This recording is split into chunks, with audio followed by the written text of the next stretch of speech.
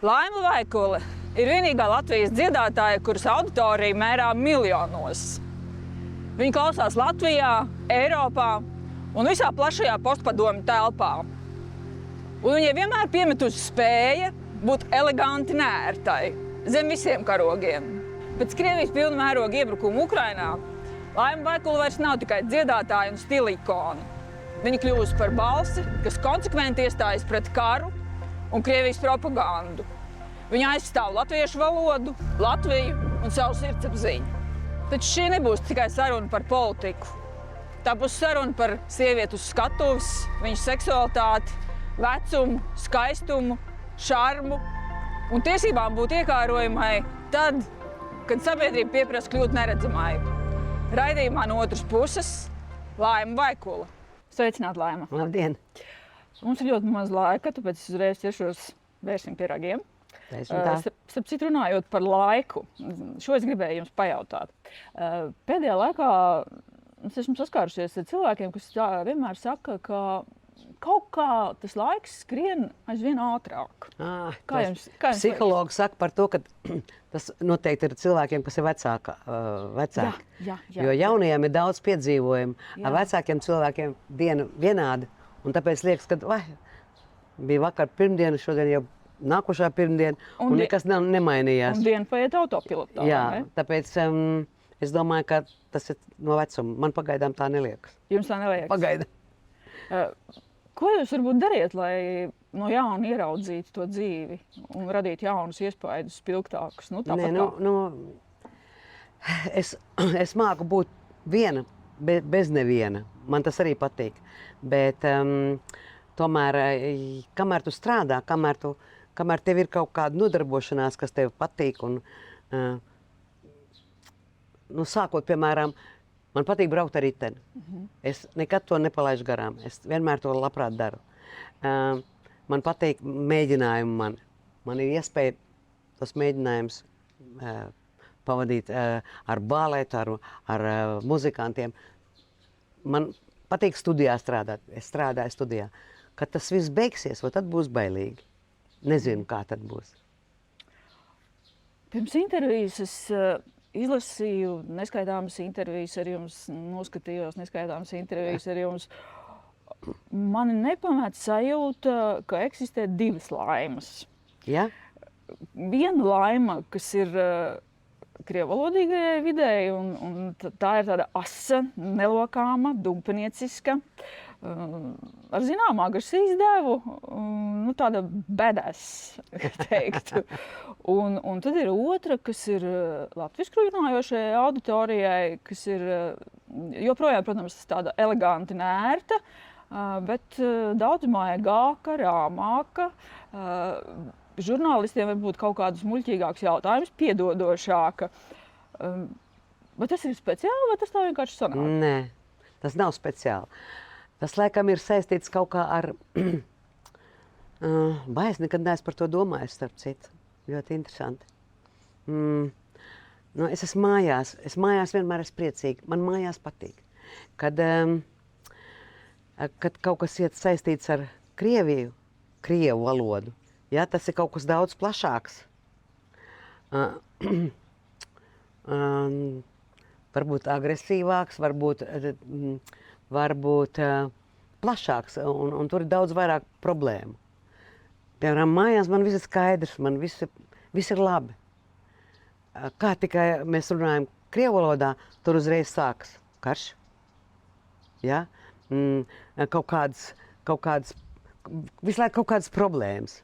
Un visi izsauc tādu kaut kādu, ne agresiju, bet kaut kādu tādu citu sajūtu. Patiešām, es nekad nebiju par to domājis. Man tā ir jāsāk par to domāt, man ir interesanti. Bet jūs esat savulaik arī teikusi, un tas gan bija krietni laika apakaļ, kad jūs ar karatē nodarbojāties, ka jums bija tāda zināma agresija iekšā. Kā jums arī jūs tā pavērtētu sevi šodien? Mums sabiedrībā arī gana daudz agresijas, un pasaulē ir gana daudz agresijas šobrīd. Jums ir kāda, es runāju par tādu varbūt veselīgu agresiju. Jā, es saprotu. Katru reizi, kad es braucu vienai mājai garām te Jūrmalā, viņiem ir 2 suņi, Kani Korsa. Tie ir suņi šausmīgi dārgi. Es zinu par to. Un viņi sēž krātiņā. Un neviens nevar piespiest to saimnieci, kur apkārt ziedi, un viņai tur nezin, kas viss rozīts un žodziņi. Un tie suņi sēž tajā krātiņā, ka viņiem tik daudz teritorijas ir. Un man prasība ir viena. Izlaidiet viņus, lai viņi var kaulus kaut kā patrenēt savus muskuļus. Viņi guļ tajā krātiņā. Un Latvijā es vienmēr kaut kādu dodu avansu vienmēr Latvijai, ka te ir labāk, te mums gaiss ir svaigāks, mums cilvēki ir labāki, man visu laiku tā liekas. Un kad es redzu tos suņus, man liekas, ne, pie mums tā nedrīkst būt. Nedrīkst būt.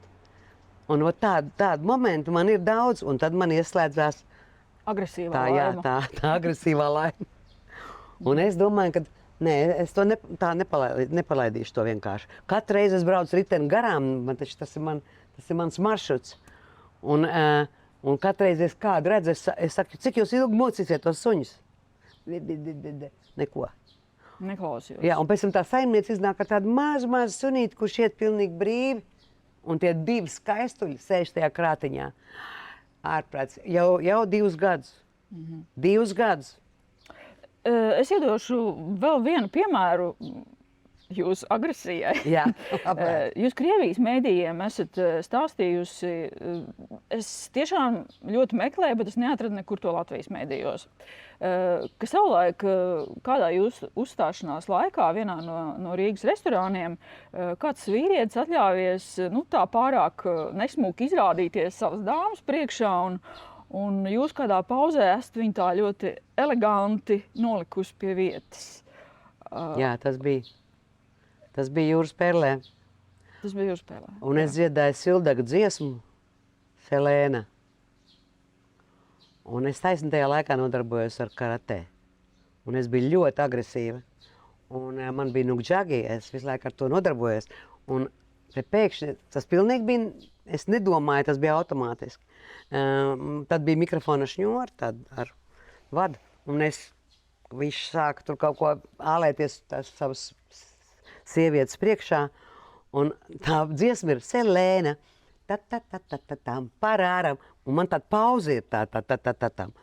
Un es piegāju viņiem klāt un uzmetu viņam to šņoru un iztaisīju tādu gājienu, ko vajag pielietot karatē. Un tas bija šausmīgi.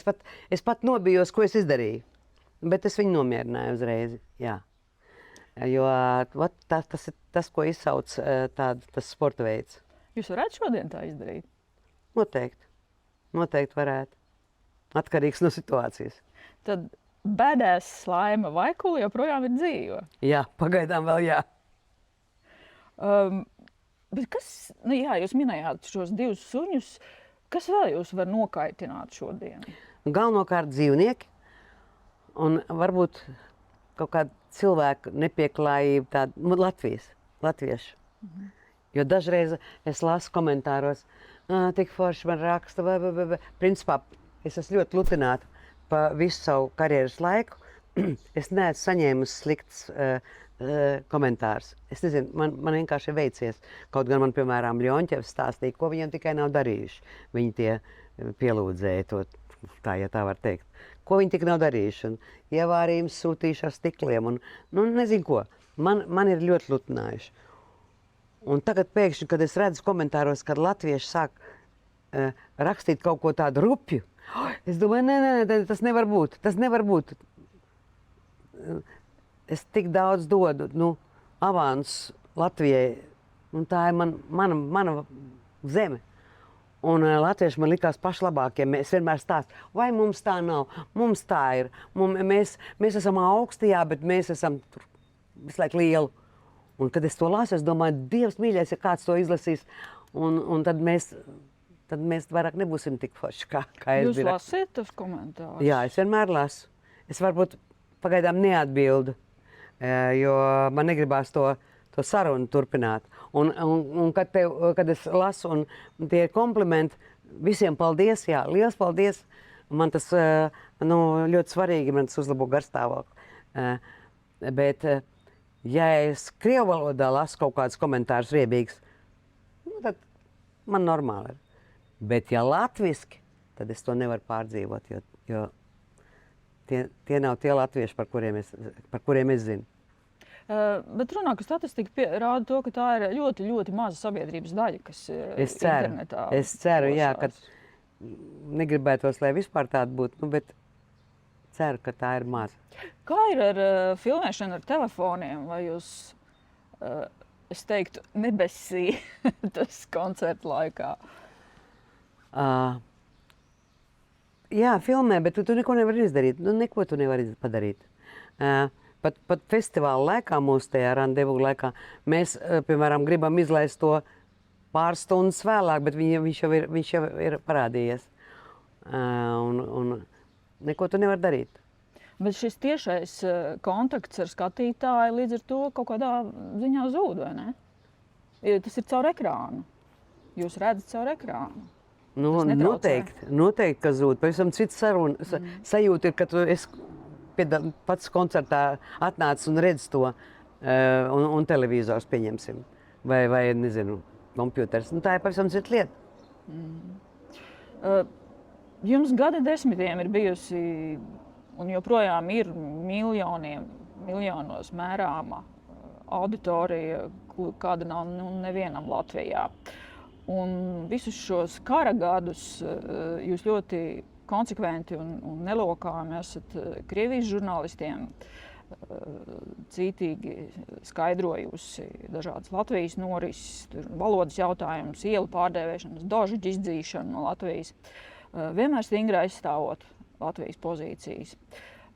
Laikā, kad Putins un viņa režīms regulāri izmanto retoriku par krievalodīgo apspiešanu Baltijas valstīs, kā iegānstu politiskajiem un juridiskajiem spiedienam, vai jums ir sajūta, ka jūs sadzirdat tur, tajā pusē? Ka es ko? Vai jums ir sajūta, ka jūs sadzirdat to jūsu skaidrojumu par to, viņi neko nedzird, nē. Viņi nedzird. Man liekas, ka viņi nedzird.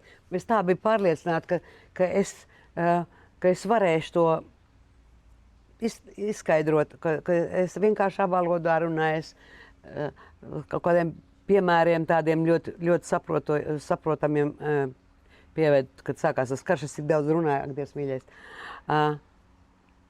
Nē. Es esmu pazaudējis ļoti lielu auditoriju un ļoti daudz cilvēku man vienkārši laikam neieredz krievalodīgie. Ko es varu darīt? Kā jums liekas, kāpēc viņi nedzird? Kāpēc viņi nedzird? Ziniet, kā vienmēr, principā es nekad tāda kritika, es nerunāju tā, ka jūs neko nesaprotat. Es vienkārši teicu, ka karš ir slikti, ka kaut ko tādu maigu vienalga nestrādā.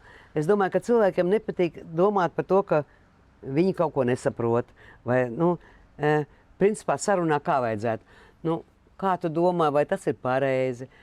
Tā maigi runāt, lai cilvēks tev sadzirdētu. Es tā mēģināju. Bet vienalga viņi man nedzirdēja. Es nezinu, kas ir jādara. Laikam tikai tad, kad cilvēks pats izjūt, tad viņš saprot. Pieņemsim, cik vienkārši ir redzēt to, ka, kad Krievi kaut ko aizstāv, pieņemsim, Harkova, Ukrainas pilsēta. Tā bija krievalodīgā pilsēta. Tā vispār tagad ir tā kā rēks. Tur vispār nav dzīves mājas, viss ir sabombardēts. Tā viņa aizstāv savējos. Nevajag, paldies. Brauciet tālāk.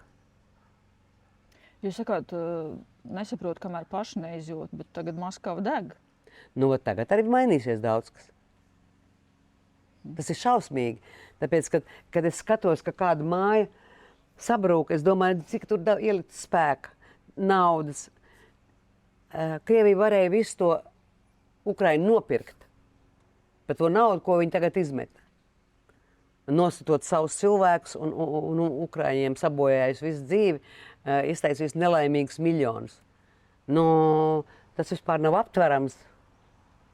Tas nav aptverams. Jūs jau pats teicāt, ka pēdējo gadu laikā jūs esat ļoti daudz runājusi par politiku, vairāk nekā savā dzīvē kopumā. Jā, tas ir tā. Bet, rīt 5. pilna mēroga Krievijas iebrukuma gads, un arī vakar bija ļoti smags uzbrukums Kijivai ar daudziem bojāgājušajiem. Bet tagad arī Latvijā krīt Krievijas elektroniskās karadarbības novirzīti droni. Un pirms gada intervijā telekanālam Dožd jūs teicāt, ka tad, kad lido lidmašīnas, ka jūs ieklausāties un it kā kaut kādā veidā jau iekšēji jūs būtu šajā karā. Kā ir tagad? Mēs faktiski kaut kādā ziņā esam iekšā šajā karā. Tas ir hibrīds karš. Es domāju, ka jā. Piemēram, kāda ir tā jūs iekšējās? Kādreiz nedzirdēju, kā lido lidmašīnas, bet tagad dzirdu. Tas tā zemapziņā, es nezinu, es neko par to nedomāju, bet tas tā notiek. Es nekad dzīvē nevarēju par to padomāt, ka man būs, ka es dzīvošu tādā laikā kā šogad, kā šodien.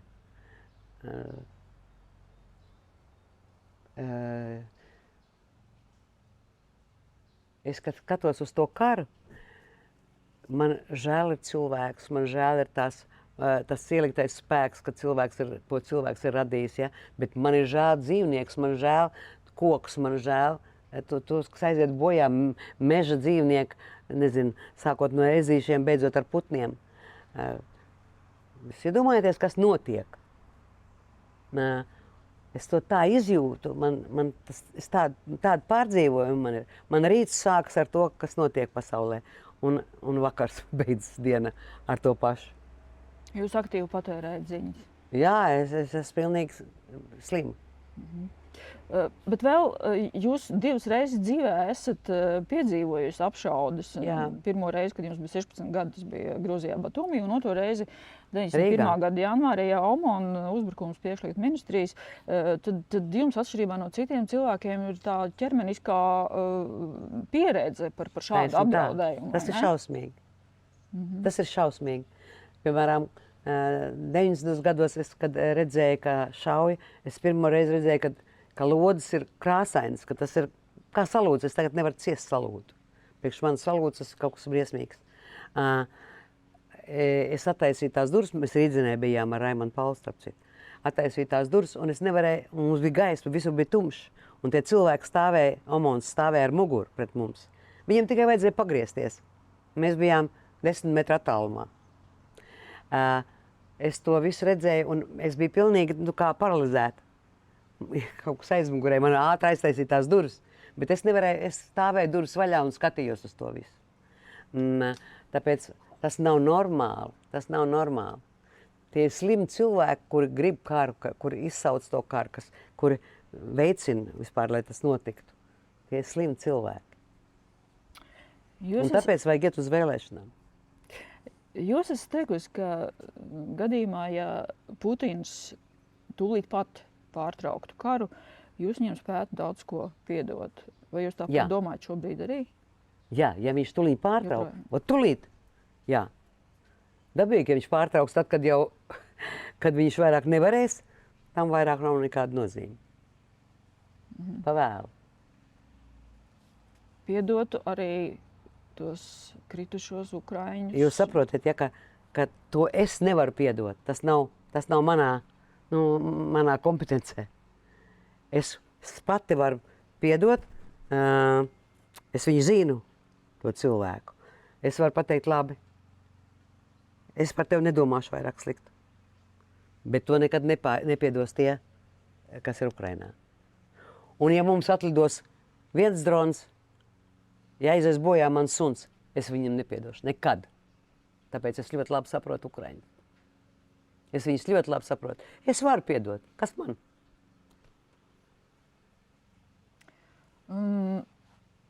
Aizvien biežāk arī ārvalstu mēdījos un gan augstu amatpersonu mutēm izskan prognozes par Krievijas iespējamo iebrukumu Baltijas valstīs. Ja tā notiktu, nedod Dievs, kā jūs rīkotos? Jūs paliktu vai bēgtu? Es paliktu vai bēgtu? Ja man iedot automātu, es paliktu. Man vajag, lai es varētu kāds labums no manis būt. Labprāt. Man nav kur skriet, un man nav ko... Es savu dzīvi esmu nodzīvojusi. Labākie gadi man ir bijuši. Man nav tādas bailes kā citiem cilvēkiem. Man ir bailes par dzīvniekiem, man ir bailes par bērniem, man par to ir bailes. Ne par sevi. Kas man būs labāks nekā man bija. Tāpēc es ļoti labprāt paņemtu automātu un nomirtu kā varonis. Saprotiet? Ho! Tāpēc cita lieta, ka tā varonītāja jums visu izstāstīja. Vairāk tā neskaitīsies. Bet, ja dabīgi, ja es nekur neko, priekš kam es esmu vajadzīgi? Lai pēc tam kāds man stiept uz muguras? Jūs cīnītos. Labprāt. Jūsu ilgadējā draudzene Alla Pugačova žurnālistei Katrīnai Grģējevai pēc tam, kad Pugačova bija Krievijā izteikusies pret karu intervijā, Katrīna intervijā jautāja, vai viņa nevarētu noklusēt savu viedokli. Un Pugačova atbildēja, ka nē, jo ir tāds jēdziens kā sirdsapziņa. Un sirdsapziņa ir dārgāka par slavu, par greznību. Jā, jo ar viņu jādzīvo pašam. Ko jums nozīmē sirdsapziņa? Tas ir viņai taisnība, tas pats svarīgākais. Ja viņi jums ir. Ja viņi jums ir. Jo jums ar to ir jādzīvo. Manā dzīvē pārāk daudz ir bijuši visādi notikumi, un tāpēc es kaut kā zinu par sevi visu. Es esmu uzbraukusi sievietei, nositusi viņu uz ceļa. Es nebiju vainīga, viņa bija vainīga. Bet es gadu pēc tam nevarēju dzīvot. Es vairāk pie stūres nesēdēju gadu. Un, kaut gan es nebiju vainīga, bet es vienmēr redzēju, kā viņa atcitās pret manu logu, stiklu. Un tas stikls bija saplēsts, un viņas asins, un matu. Un pēc tam Andrejs brauc, un es visu laiku, kā tikai kāds tuvāk pie braucamā ceļa, uzreiz, Andrejs, stāvi uzmanīgi. Tādas histērijas man bija. Tāpēc es zinu, ka ļoti grūti ir sarunāt ar savu sirdsapziņu, ja tu kaut ko esi izdarījusi. Es nebiju vainīga, bet tas nav svarīgi. Tu vienalga pārdzīvo šausmīgi. Nerunāt jau par to, ka es apstājos uz ceļu un šitā apstādināja mašīna, man bija vienalga, vai viņam uzbrauks visu vai nē. Lai tikai aizvest cilvēku uz slimnīcu, ko nedrīkst darīt, starp citu. To es saku visiem, kas autobraucējiem.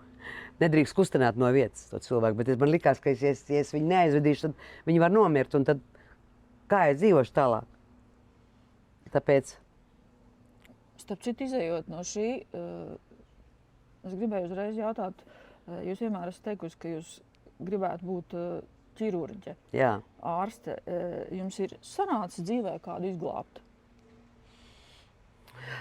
No šo sievieti es izglābu. Es pat nezinu, tu to dari, ja tu kaut ko dari, tad tu dari to no sirds.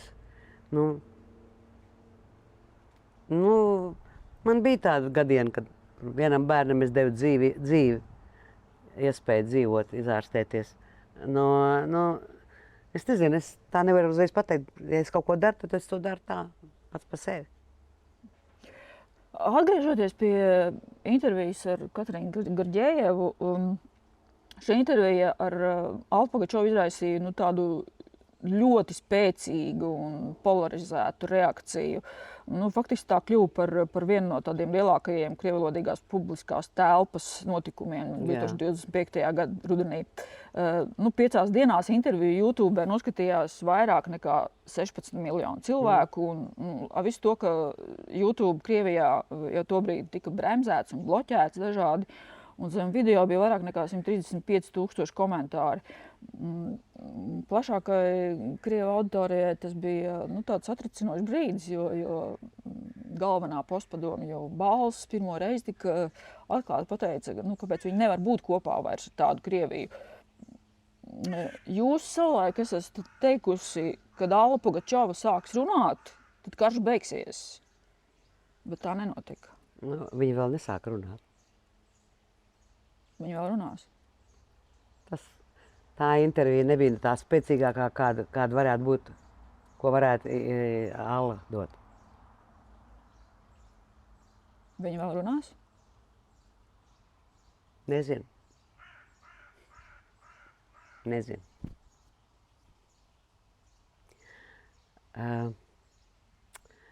Iedomājieties, cik grūti ir, piemēram, visu, ko saku es. Nu, es daudz ko pazaudēju, labi, nav svarīgi. Bet viņi pazaudēja visu, savas mājas. Tāpēc viņu vārdi daudz Maksima un Alfa daudz spēcīgāki. Un visu šo jauno cilvēku, kas tāpat Maņetačka tāds var, ir, tie visi cilvēki, kas pie mums uzstājās, tie ir ļoti daudz pazaudējuši, savas mājas ir pazaudējuši. Viņi principiāli, un viņiem ir sirdsapziņa. Tāpēc viņi uzstājās mūsu festivālos, krievvalodīgie. Viņi nav daudz, nu, viņi tie, kam mēs uzticamies, ko es zinu. Kad es ieraudzīju to Maņetačku, kā viņi strādā ar bērniem, viņi tik lielu darbu taisa. Viņi tādu darbu dara, ka, nu, un tas varbūt ir vairāk nekā mūsu valdība dara priekš krievvalodīgiem Latvijā. Jo viņi ir pret karu, un viņas teksti tādi ir dziesmām pret karu. Un tie bērni visi ir Latvijas bērni, krievvalodīgie, kas zina katru vārdu, ko viņi saka. Un dzied ar viņu kopā. Un tie vairāk tūkstoši, ko es redzēju. Es domāju, nu, tas ir cilvēks, kas mums ir vajadzīgs. Mūsu Latvijas valstī ir vajadzīgi tādi cilvēki, kuriem seko bērni, kuri aug tagad, un kuriem mēs gribam iemācīt latviešu valodu. Lai viņi tāpat domā, kā mēs. Es jums pajautāšu to pašu jautājumu, ko Garģējeva jautāja Allai Pugačovai, kaut gan tam varbūt nebūs tik dziļa dimensija. Vai dzimtenei pateikt, ka tai nav taisnība? Tas ir patriotisms. Jūs ļoti taisnīgi gan vienmēr esat kritizējusi arī Latvijas valdību un politiķus par ļoti nodokļu spēcīgi. Tas politiku, ir ļoti spēcīgi. Un tas ir liels patriotisms, tāpēc, ka tu savam bērnam saki, to nevajag darīt, tāpēc, ka tu vari tur nokrist. To nevajag ēst, tu vari saindēties. Kad tu to saki bērnam, tu taču gribi labu. Kad tu saki to savai valstī, tas ir tas pats. Tu gribi labu savai valstī. Nekas nevar būt sliktāks, kā tu vienkārši liekuļosi.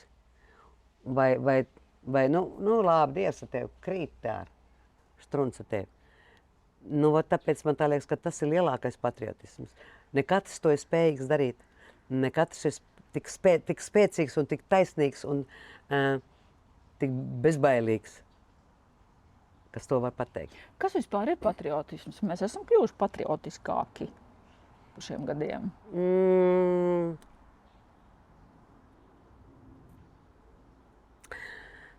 Es nezinu, kādreiz dzīvoju Imantā maziņa, kad man atveda mammu no Cēsīm uz Imantu. Man bija divi gadiņi laikam. Imantā tad bija tikai latviešu valoda. Tur nebija neviena krievu ģimene.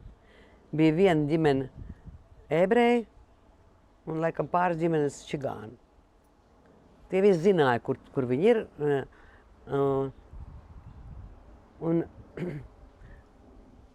Un es nezināju krievu valodu, laikam līdz kādiem 19 gadiem.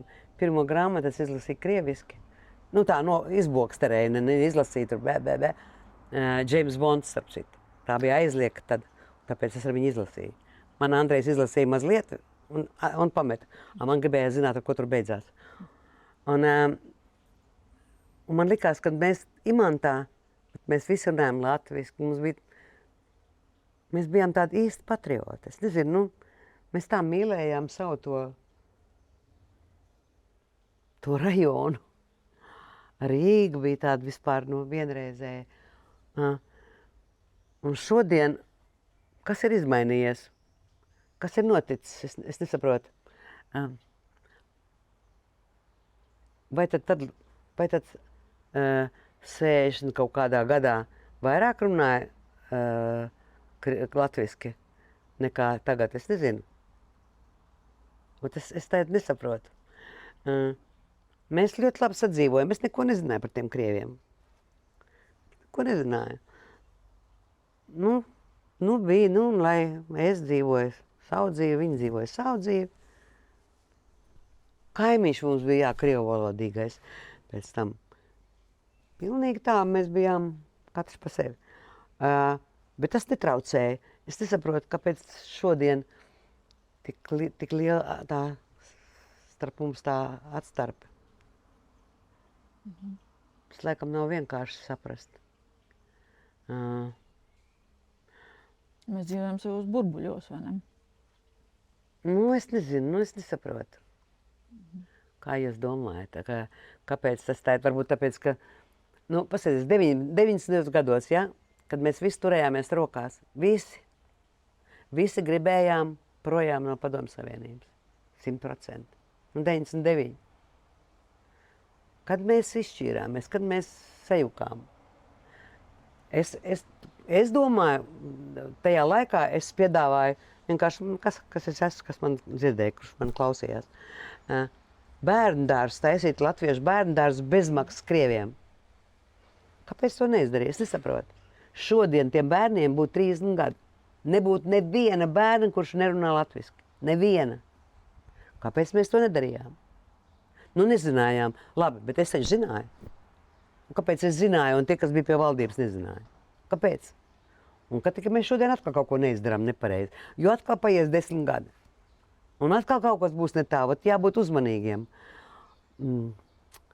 Varbūt jābūt līdzjūtīgiem, uzmanīgiem, domājošiem ļoti.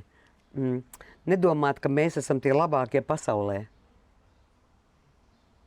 Jums liekas, ka mēs tā domājam? Es domāju, ka jā. Ka daudz domā, mēs esam latvieši. Ko mēs esam latvieši? Tālāk ko?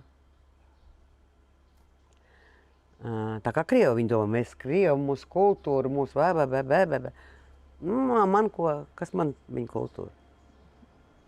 Man vienmēr liekas, ka latviešiem ir vienmēr tā tendence bērt pelnus uz galvas sev, ka ko tu mēs, redz, ka tur Igauniem ir labāk. Bet Igauniem ir labāk. Viņiem ir labāk, un Lietuvai arī labāk. Man bija koncerti Lietuvā ziemā. Es biju vienkārši sašaut. Pilns kafejnīcas. Es gāju pēc koncerta braucu ar mašīnu uz viesnīcu. Pilni restorāni, pilns kafejnīcas, cilvēku uz ielām. Un atbraucu uz Rīgu. Mēs ar mašīnu braucām. Atbraucu uz Rīgu, vakarā braucu pa Rīgu. Pārdod no Lačplēša ielas viss tumšs. Viņi labāk dzīvo. Es nenoliedzu, jā, šīs izkārtnes visur ir, viņas nevar nepamanīt, un tas izskatās briesmīgi. Tāpat kā tās vecās mājas, kas ir stāv tukšas Rīgas centrā. Bet, ka būtu pazudusi nakts dzīve Rīgas, Vecrīgā un Rīgas centrā, tam es nepiekritīšu. Tikai Vecrīga, ir palikusi Vecrīga. Piektdienas vakarā ir bāri pilni un viss notiek. Paldies Dievam.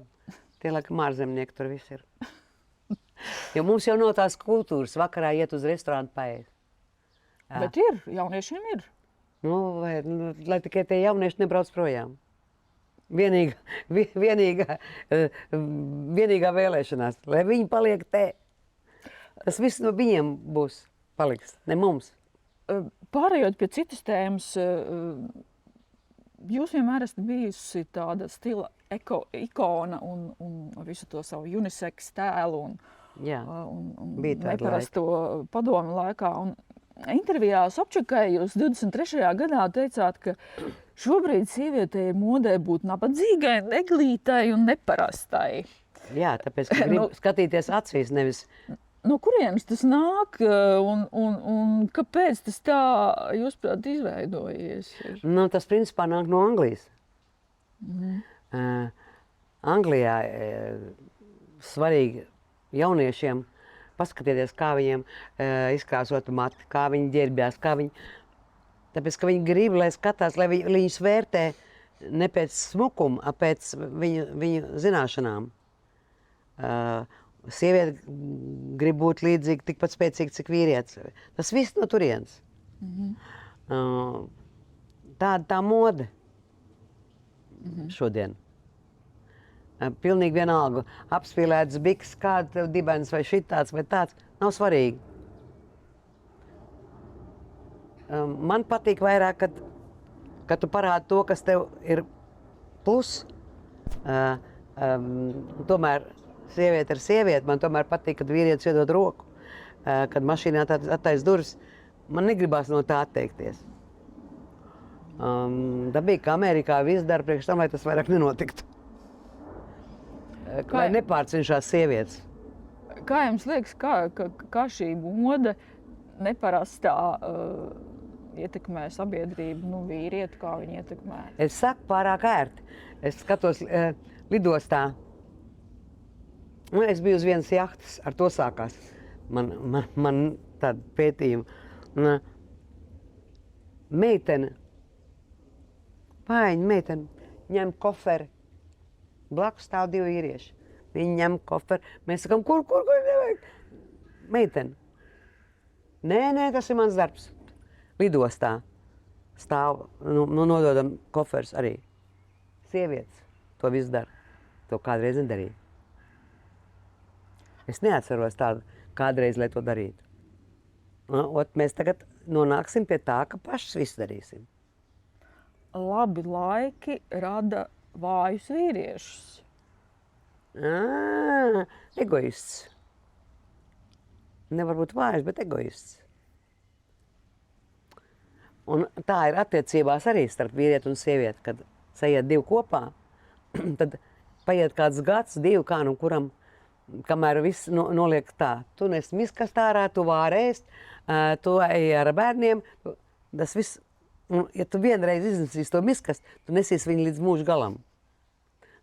Tajā kolektīvā.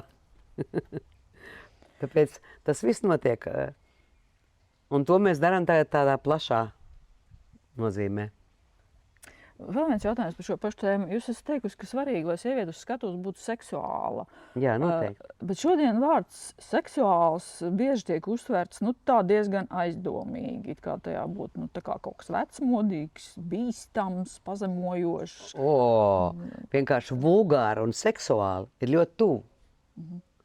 Piemēram, šodien es jau redzu, ka tas ir vulgāri. Tas vairāk nav. Ka tev viss ir, tāda es esmu. Tad viss ir redzams, un pēc 5 minūtēm tu jau pierod pie tā, un tas vairāk neko nenozīmē. Ja tev ir šķēlums, kur pavarās viņš dažreiz vaļā, un viss skatīsies, gaidīs, kad viņš pavērsies. Es uzskatu, ka tas ir daudz interesantāk. Kaut gan pat es izgāju to laiku, ar plikām pakaļām mēs strādājām perlēm, un mums bija tikai tāda peltkostība. Tāda, vairāk nekā. Un laikam tā jaunība tā notiek. Mēs ar to darījām. Es pat nevaru nekādu kritiku izteikt, tāpēc, ka es to visu esmu izgājis cauri. Kāds ir jūsu iekšējais vecums? Iekšējais vecums, nezinu, man kāds 16. Jūs katru gadu izskatāties aizvien labāk un labāk. Jau. Nav gan labāk. Labākais vecums ir 50. Kāpēc? Tāpēc, kad es filmēju, es redzu, man ir daudz nofilmēts koncerti. Daudz. Vislabāk es izskatījos, kā tagad es varu skatīties, vislabāk 50. Sēja, figūra, viss smadzenes, ko es daru, kā es to daru. Vislabāk bija 50. Tāpēc nav jābaidās tam, kam tā ir. Man likās kādreiz, kad man bija 20, man likās, ka 30 vairāk. Nav ko dzīvot, tas vairāk vispār nav svarīgi. Tā ir visās paudzēs. Jā. Man muzikantiem bija 35, man bija 16. Es domāju, ka Dievs ar kādiem veciem cilvēkiem es kopā braucu uz koncertiem. Tāpēc es saprotu jauniešu, kam liekas, ka, ko tā laima pļurkšķi daudz, neko viņi nesaprot. Es ar tā domāju. Bet tomēr ir pārāk daudz nodzīvots, lai varētu taisīt savus secinājumus. Tas ir labi. Par jauniešiem runājot, es zinu, ka jūsu fanu pulkā Latvijā ir arī jauni cilvēki. Un es uzdevu jautājumu vienam šādam jaunam jūsu fanam, kāpēc viņš katru gadu brauc, starp citu, uz jūsu festivālu, kāpēc viņš ballītēs klausās jūsu dziesmas un kāpēc viņš arī pats dzied jūsu dziesmas un mazliet cenšas atdarināt jūsu balsi. Un tā atbilde bija stila, publiskā tēla dēļ, kas šobrīd patīk jauniešiem. Un otrs iemesls, protams, jūsu publiskie izteikumi par Ukrainu, Stambulas konvenciju un citiem.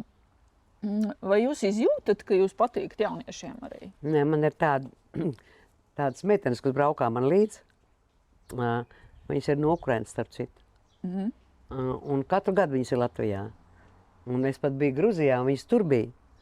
Tādas skaistas meitenes, es viņas vienmēr, mēs vienu otru apķeram, un es vienmēr pārdzīvoju par to, ka tie cilvēki dzīvo, piemēram, manu dzīvi.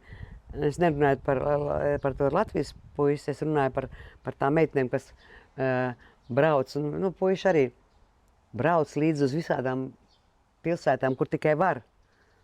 Šobrīd valstīm. Viņi zaudē savu dzīvi, viņi dzīvo manu dzīvi. Un es vienmēr saku viņiem, ka nedzīvojiet manu dzīvi, nebraukājiet man līdzi, dzīvojiet savu dzīvi. Un man ļoti patīkami bija, kad es vienai meitenei tomēr to varēju iestāstīt.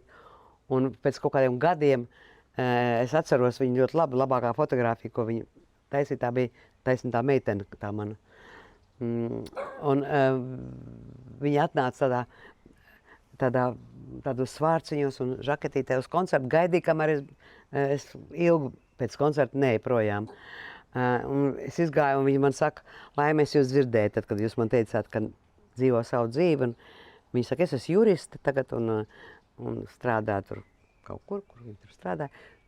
Un tas tik patīkami ir, ka tas cilvēks nepazaudēja laiku, nebraukāja man līdzi, bet nodarbojas ar savu dzīvi. Un to es ar vēlu visiem. Dzīvojiet savu dzīvi, viņa tik svarīga, viņa tik īsa. Ukraiņi jūs ļoti mīl. Man arī ir draugi Ukraiņi, kuri detaļās zina jūsu intervijas, jūsu dzīvi, pilnīgi visu. Mazāk nekā jebkurš latvietis, manuprāt. Es domāju arī, tāpēc, ka pēdējos gadus, no 14. gada, es vienreiz uzstājos Kremlī, Maskavā. Liels koncerts man bija solo. Vienreiz, un vairāk nevienreiz neuzstājos. No 14. gada. Es braucu tikai pa Ukrainu. Man visu laiku Ukrainā bija koncerti. Es nezinu, kā tas sanāca tā, bet tā tas bija. Kad es pateicu par to, ka mums ir aizliegts braukt uz Jaltu, uz Krimu, kas izsauc šausmīgi daudz arī nosodījumu no Krievijas puses man. Bet es to pateicu, tā tas bija. Un no tā laika es vairāk nebraucu uz Krieviju. Un tā pēdējā pārraide bija, tas bija tik jocīgi. Pirmais kanāls Krievijā ir tāds, ne katrs tur var uzstāties, ne katru tur pieņem. Un jau viņi nekad, varbūt atmaksās ceļu tev, kad tu brauks uz filmēšanos. Maksā viņi par filmēšanos arī, bet pirms kara, tas bija pilnīgi pirms kara, bija tāda pārraide, tie talanti jaunie kaut kāda tāda, kad man zvanīja un teica, ka Laima, tu esi ļoti vajadzīga žūrijā, viss. Man negribējās braukt, es teicu, ka man ir Covids, es esmu slim, es biju uz jahtas tad. Viņš saka, mēs aizbrauksim uz to saliņu, un mēs paņemsim tev ar lidmašīnu, viss būs labi, viss izārstēsim, viss. Domāju, ko tas nozīmē. Un galu galā viņi man nelika mieru, ka man paņēma lidmašīnu un mani aizveda. Tas nevarēja būt pirmajā kanālā. Un es neko nesapratu, kāpēc. Es visvairāk saņēmu naudu par to, ka es tur sēdēju tajā žūrijā.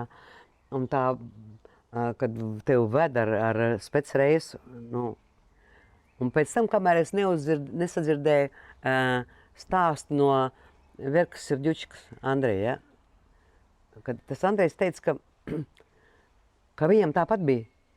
Viņam uzplījās, ka viņu vajag, un tas bija pirms kara.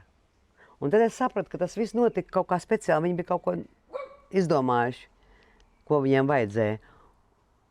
Kaut kāds ietekmes? Es domāju, ka tas bija vajadzīgs, jā, ka ar mums kopā ir Ukraiņi, latvieši, mēs visi draugi, visi ir labi. Tagad mēs pa 3 dienām paņemsim Ukrainu, un te būs Sirģučka, un te būs Laima, un te būs... Es domāju, ka viņi negaidīja, ka es sākšu šitā runāt. Vēl viena lieta, kas jums intervijās ļoti daudz atgādinātu, jūs vienmēr esat salīdzināti ar Madonnu.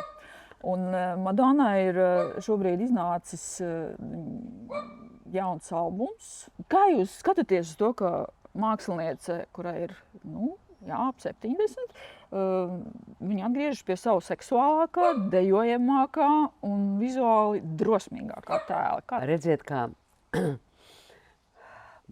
Padomju Savienībā ne tikai nebija seksa, bet nebija arī vecu cilvēku. Nebija. Es ļoti cienu Madonu, tāpēc, ka tik daudz spēka, cik viņa rada uz skatuvēju. Es zinu, cik grūti ir to, ko viņa ir darījusi, dejot, dziedāt. Tas tik grūti vispār sisties tajā šovu biznesā.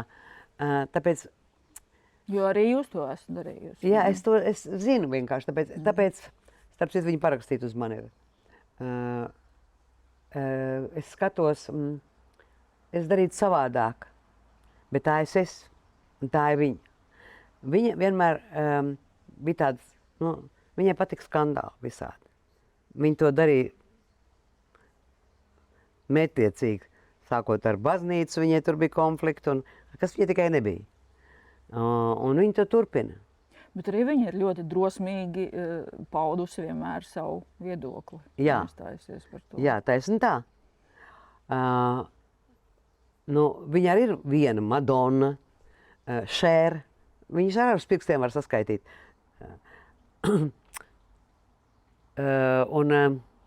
Man varbūt daudz, kas liekas, ka to viņai nevajadzēja darīt. Bet jau viņa arī gribēja kā labāk. Bet iznāca, kā iznāca. Kamēr viņi vēl var, lai viņi to dara. Jūs teicāt par to, ka Padomju Savienībā nebija vecu cilvēku. Nebija vecu cilvēku, nebija seksa, kā viņi kādreiz teica, par ko visi smējās. Amerikā vienmēr tā cīņa par to, ko mēs runājam, kad Anglijā sievietes grib, lai skatās viņiem acīs un lai vērtē viņu zināšanas un pārējo. Tā Amerikā vienmēr sievietes cīnījās par to, ka vecums, tas pienāk, ka tas ir cienījams. Un starp citu ļoti izdevīgi ir cienīt cilvēkus vecākus. Parasti ir tā, ka vecāks cilvēks, viņš ir kā caurspīdīgs, viņu vispār neviens neredz. Veci cilvēki neviens neredz. Kāds ļoti labi pateica, ka uz mani 2 reizes skatienu neapstādina. Paiet garām, vienkārši. Tas sāks jau sievietes gan Latvijā. Inga Spriņģe par to ir daudz runājusi, žurnālisti, un Amerikā Džuliana Andersone un Keita Vinslete par to ir runājusi, ka sievietes, kad viņām ir ap 50, tieši par to, ka viņas kļūst it kā neredzamas, un viņas ir iestājušos par to, ka sievietēm ir tiesības novecot, un ka viņas joprojām ir tieši šajā vecumā, 50 gados, tieši tas, ko jūs teicāt, ka viņas ir intelektuāli savā briedumā, skaistākais vecums, jā, taisni tā. Jā, bet cienīt cilvēku vecāku ir ļoti izdevīgi, jo neviens neizbēgs. Tas nevienam nav iespējas izbēgt, tikai ja to ātrāk aizies uz viņu pasauli. Tāpēc tas būtu jāmāca. Un Amerikā tomēr kaut kā, cik neredzēju, cik esmu bieži bijis, vecāki cilvēki pat sāk savu dzīvi no sākuma, nebaidās. Pie mums uzskata, 50 gadu vecveceni, vecmeita tāda, Tas bija no kultūras, tāda nesaprašana, ka tu daudz ko vari uzzināt no tā cilvēka, kas ir vecāks bišķiņ. Un ir ir tik skaisti vecāki cilvēki, tik ļoti skaisti.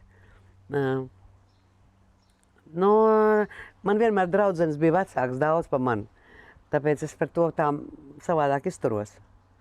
Kad man bija 16 gadi, man draudzenēm bija pie 30. Un tā gāja visu laiku pa dzīvi. Visu laiku vecāks dāmas bija ar mani. Un man tas ļoti patika, man tik skaists viņas likās.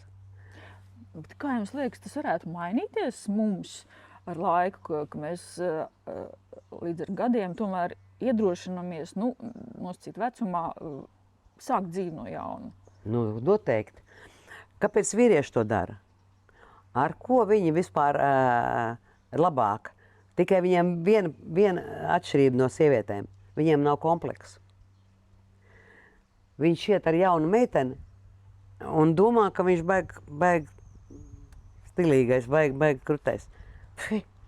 Tā ir tāda, uzreiz tas izskatās tā, ka tu nevarīgs tāds galīgi nelaimīgs tāds čoms, kuram jāturās aiz tās jaunās meitenes. Kāpēc mēs nevaram jaunu čalu ņemt sev klāt?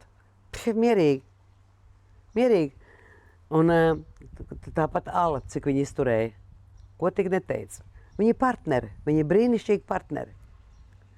Un tas, kas ir vajadzīgs jaunam, viņš tik daudz uzzina no tā, kurš vecāks bišķi. Vienkārši ir tādi gadi, ka 30, 20 un 40 normāli, ja? 40 un 60 vēl nekas. Bet 50 un 80 nestrādā vairāk. Tikai dēļ tiem, kas ciena to cilvēku. Viss mainās. Tas vienkārši jāizjūt, jāsaprot. Un nav jau tādas vajadzības arī vairāk būt tādam, tādam partnerim baigam, ka tev ir 60, 70. Tā tikai draugs, viņš paliek pa draugu. Brāli. Jā, taisn tā. Par vecumu runājot, jums pirms Līgo svētkiem bija koncerts sociālās aprūpes, sociālās rehabilitācijas centrā Sirds osta senioriem, no kuriem daļai ir arī demence un Alzheimers. Vai jūs kaut kādā brīdī jums ir milzīga pieredzes, bagāta dzīve aiz muguras un vēl noteikti arī priekšā. Jūs kaut kādā brīdī sniedzot šo koncertu, kā bija jūs iedomājāties, kā būtu, ja vienā dienā vienkārši, nevienā dienā, bet vienkārši izdzēstas tiek tās atmiņas, kad jūs pēkšņi paliekat bez šīm atmiņām? Es par to nedomāju, tāpēc, ka tam, kam atmiņa izdzēst, viņam vienalga, bet tam, kas blakus. Vienkārši man bija tāda situācija, mana mamma aizgāja, viņai bija 89 gadi. Viņa bija pilnīgi, bija cilvēks, kas es varēju uzprasīt, cik man sareizina mamma, cik man tur 21,5 uz 70,6, viņa galvā to visu varēja darīt. Tik viņa bija spēcīga matemātikā un tik gudra. Un viena reize, taisn kaut kur pie 89, es viņai teicu, kaut ko sāku tur filozofēt un sāku pļāpāt. Un mamma man saka, Laimī, tu nerunā ar mani tā, es nesaprotu, par ko tu runā. Es aizgāju uz otru istabu un sāku raudāt. Jo tā mana mamma, man skronis galvā, viņa pēkšņi kaut ko nesaprata. Es sapratu, ka kaut kas ir noticis, vai ne? Viņa ir palikusi vecāka. Un tas ļoti sāpīgi.